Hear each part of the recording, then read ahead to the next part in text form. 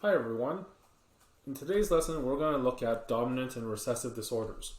So most of these disorders that we're looking at today, they're called autosomal disorders.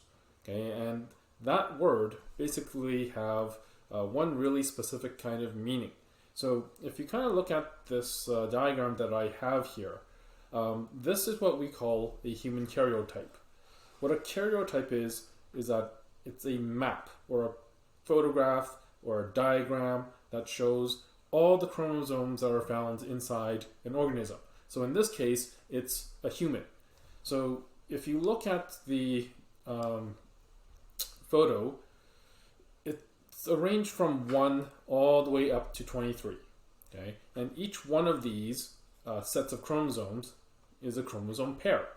So if you look at number 1, it's a rather large set of chromosomes. So this chromosome pair basically is formed by 2 chromosomes, and you have a total of 23 pairs. But if you look at it carefully, you can see that all of these chromosomes are matching in size and shape, except when you get to the bottom. So at the very bottom, where it says the 23rd pair, you have an X or a Y. Okay, and here you have 2 X's. Those are your sex chromosomes. Sex chromosomes determine gender.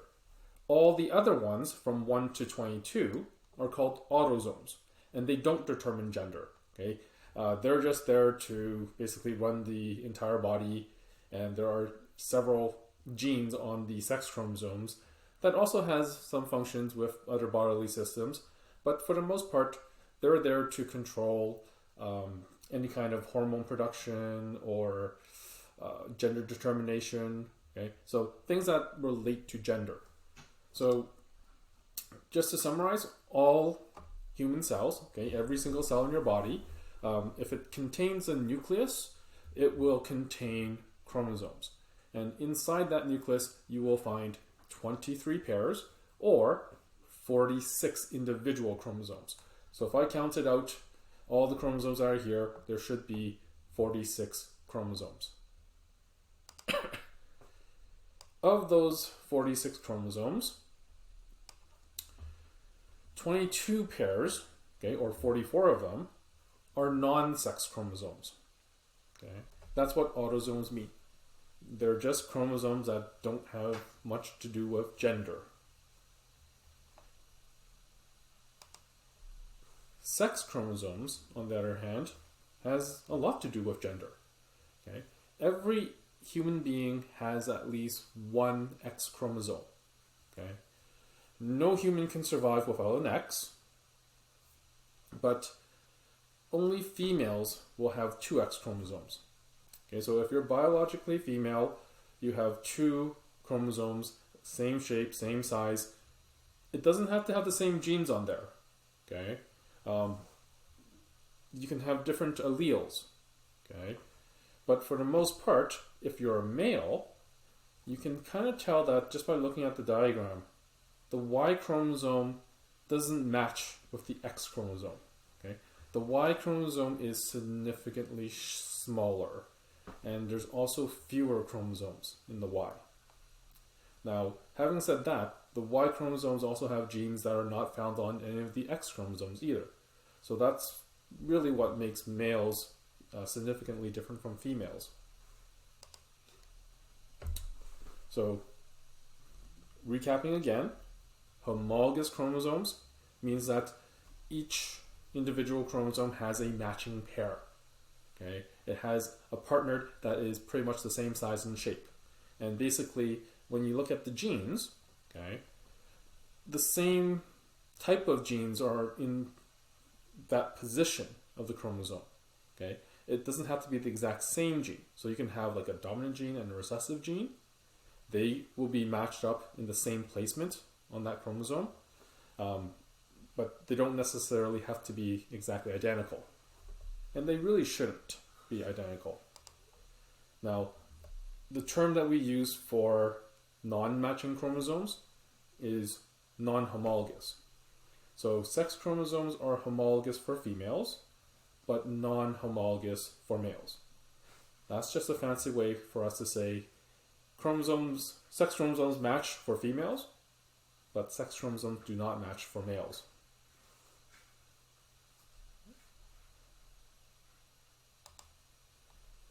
So when we look at disorders, one of the ones that are kind of interesting are your dominant autosomal disorders. Okay. This title should be able to tell you enough information about what to expect from this kind of disorder, at least genetically speaking. So, one, we know that it's dominant. Okay, this is caused by a dominant gene. But where are these genes found? Well, they can be found on any of the autosomes. Okay. Having this dominant gene will likely cause this particular type of disorder. So I believe there's about 3 disorders that I'm going to go through with you today. Okay. And again, feel free to pause the video at any time if I'm going too fast. The first type of dominant autosomal disorder is called Huntington's. Huntington's basically is classified as a neurological disorder. Okay, so it does affect your nervous system, in particularly the brain. However, it is a very rare disorder as well. Okay, so what this disorder does is, if you have the dominant gene for this particular disorder, when it's turned on at the age of 30 or 40, okay, your body will suffer a breakdown of some of the brain cells, okay, some of the nerve cells in the brain. Okay, the gene itself, we found, is located on chromosome number 4. Okay, so that's why it's an autosomal disorder. It's actually on chromosome 4. Now, one of the things that I can show you about that, if we just get online, okay, here's a normal section of what your brain should look like. Okay, this is just a cross section of the brain. So if you take your brain and cut it in half, okay, what you see is a portion of the frontal lobe. Now, this area here that they're pointing at is basically an empty space. But for a Huntington's brain, because there has been damage to the nerve tissue, that open area, that space, is much larger. Okay, so this type of disorder will actually affect your ability to think. Okay, so it has a cognitive impairment. It will also affect your mobility. Okay, it might affect the systems of your body. Okay, it really depends on what area of the brain is being targeted the most. But like I said, it's a rare disorder. But if you have just one of the genes, okay, for this disorder, because it's dominant, you will have or show the disorder. Okay. Now, fortunately, it's sometimes doesn't get turned on. The gene itself doesn't get turned on until later in life. For some people, though, it might be turned on when you're 20, okay, or younger. So if that's the case, it's called juvenile Huntington's disease. Okay, but usually most people who have this gene, they will start to experience symptoms by the age of 30 to 40. Okay, the next autosomal disorder is called Gardner syndrome. Again, this is a very rare condition. Okay, rare just means that it doesn't occur as often in the population. Okay, again, it really doesn't have anything to do with it being dominant or recessive. Okay, it has more to do with how it has actually come about, like how long ago did this mutation occur so that this version of a gene has formed, and if it is recent, it's not been passed through enough generations into the public domain so that other people would get it more commonly. So that's why we kind of say it's rare. Now, this particular disorder, one of the characteristics about it is that you start growing these polyps. Polyps is basically a mass of tissue, okay? And it's an abnormal mass of tissue. So where tissue mass is growing where it shouldn't be growing. Now, this can form, for Gardner syndrome, it typically forms in the colon, but it doesn't have to stay in the colon. Okay, it can actually spread to other parts of the body, and at that point, it will start forming polyps there. So to give you an idea what the polyps might look like, okay, this is an image of a polyp inside the large intestines. Okay, the scale itself, if you look at the opening of the intestines here, okay, the intestines aren't particularly super large. So technically this polyp isn't that big either. But in comparison to the large intestines, it's a fair size.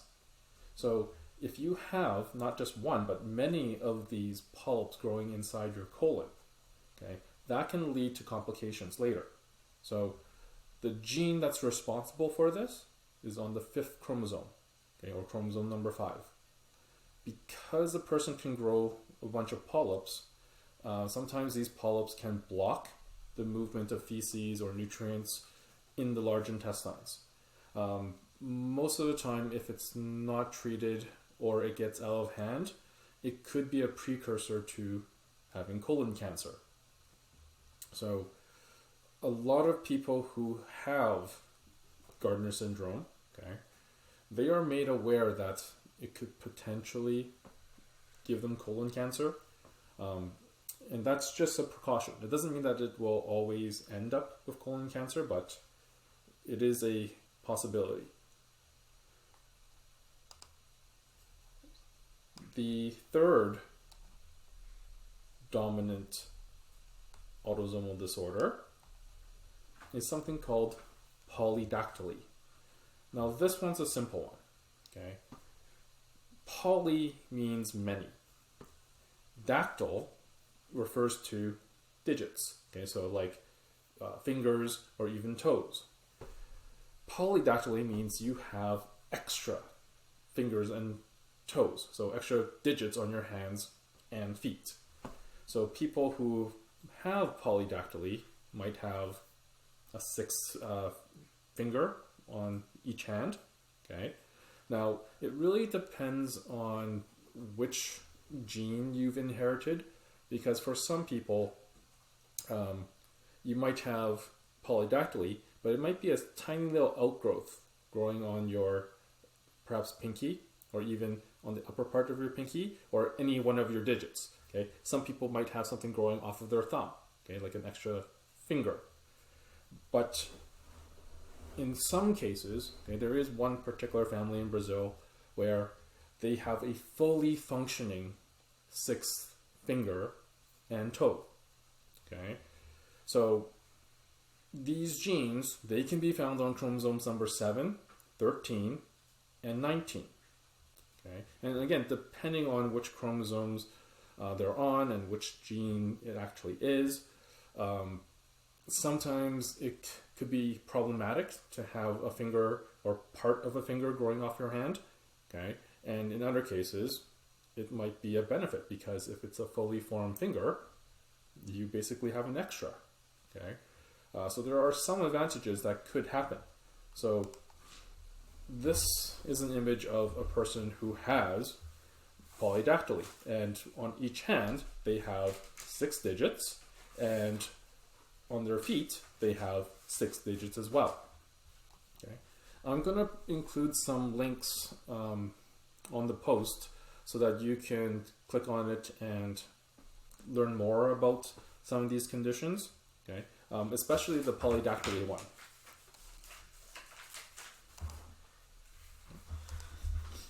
Now, moving on to the recessive autosomal disorders. There's only 2 of them here that I'm going to introduce to you. The first one is called sickle cell anemia. Okay. Some of you may have heard of this last year in grade 11 bio.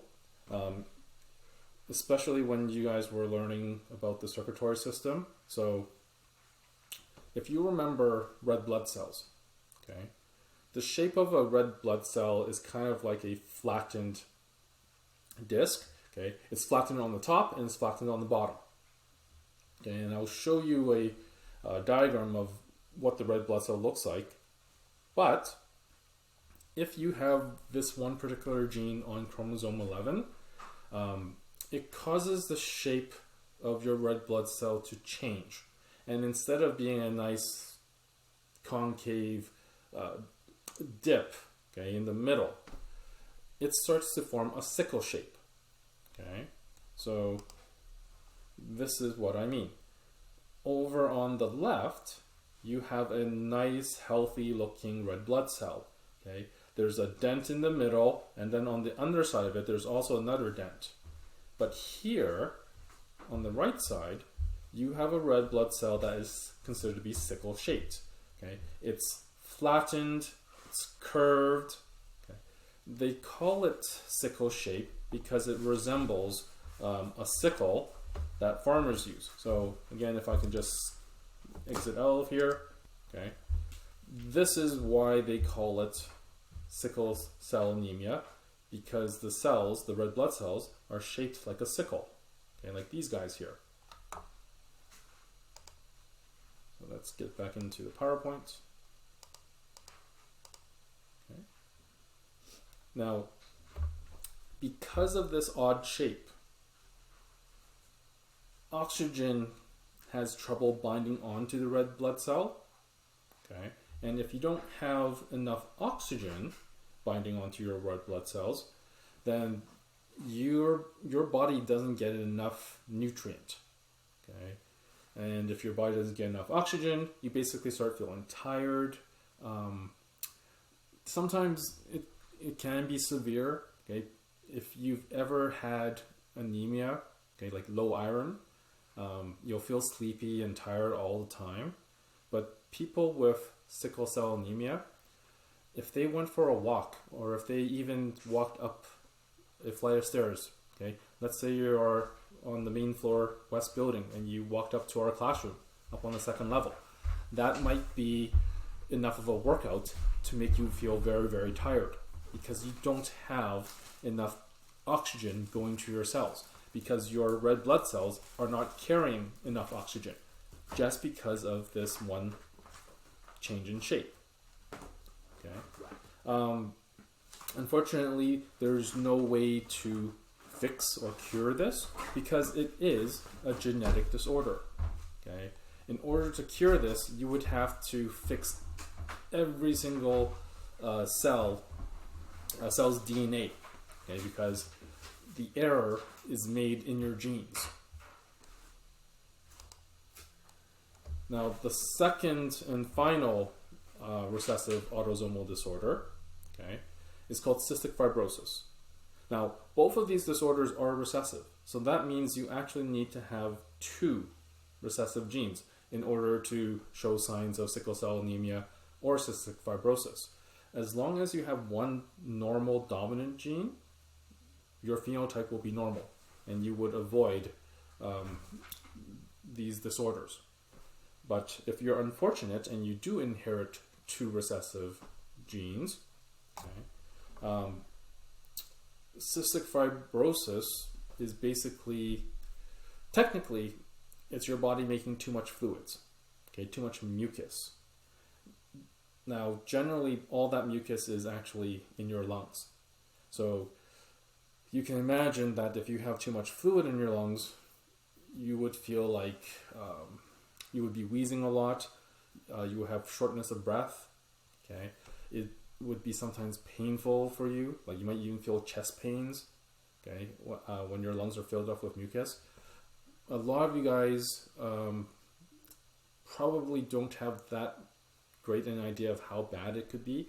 Like even on your worst day of having a flu, which is a respiratory illness, okay, people with cystic fibrosis would probably feel 100 times worse than that, okay, because there's so much fluid in the lungs. The gene itself is actually on chromosome number 7, okay.